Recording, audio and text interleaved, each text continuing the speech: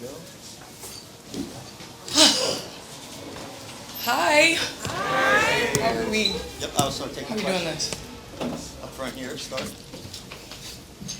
Candace, it's so great to see you in this moment. I had a chance to talk to you when you first went to Chicago. We talked about Jay-Z. And so I'm going to start that off because, Jay-Z came out with the Black Album. Oh, yeah. And that was his retirement. Then he came back. So maybe not you coming back. Oh, I was like... Like, is there anything in the future with maybe ownership or coaching or anything like that for you? 100%. I'm super grateful for playing the game for as long as I was able to play. But I know the game prepared me for this phase of life. And so, for sure, I want to be in an ownership position.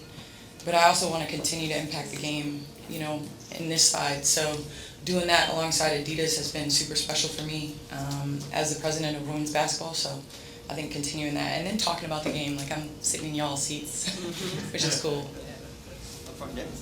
Hey, Candace. What's up? How you doing? Good. First of all, congratulations. And then I want to ask you this too. With your jersey being retired today in Los Angeles and then later on in Chicago, and you talk about impacting women's basketball, how do you feel that would continue to help you impact? And also, what Jay-Z song or album would best describe this moment for you? First of all, I love that you guys continue to know that I still am obsessed with Jay-Z. I think it's just, seeing the three in the rafters where I first picked up the ball and where it's home now is incredible.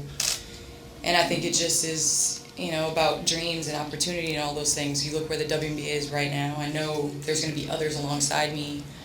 So I hope that inspires, those little girls out there. And then I think the Jay-Z song that describes right now is probably the Frank Sinatra remix, I Did It My Way. Yes. Yeah. Right here. Hey Candace, DJ from LA Sparks Weekly. You talked about picking up the ball the same place that you first picked it up. What would you tell yourself that first day that you picked up the ball and today getting your jersey in the rafters? I mean, what's possible? I think I represent coming from a family that told me I could do and be anything. And so I think it's just, I'm really proud of, the kid. I think I would do it exactly the same because I think that's why I'm sitting here. So I've made mistakes, taking 2 steps forward, 1 back, but it's always just forward motion. So that's what I would tell her. Thank you. Right here, John. John W. Davis from Southern California Newsroom. Nice to see you again. Great to see you. From your perspective, why do you feel like it's appropriate that the first WNBA jersey that you have retired that goes up in the rafters is this Sparks one in comparison to any other one? Because I know you won championships other places, but this is where you started. Well, like I said, when I got drafted out here, it's become home. I've lived here longer than I've lived anywhere else.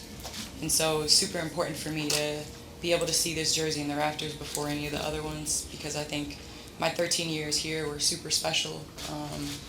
It was ups, downs, wins, losses, heartbreaks, rewards, but I think it's just super special to be able to share that with the teammates and coaches and organization that, bet on me, picked me first in 2008 WNBA draft.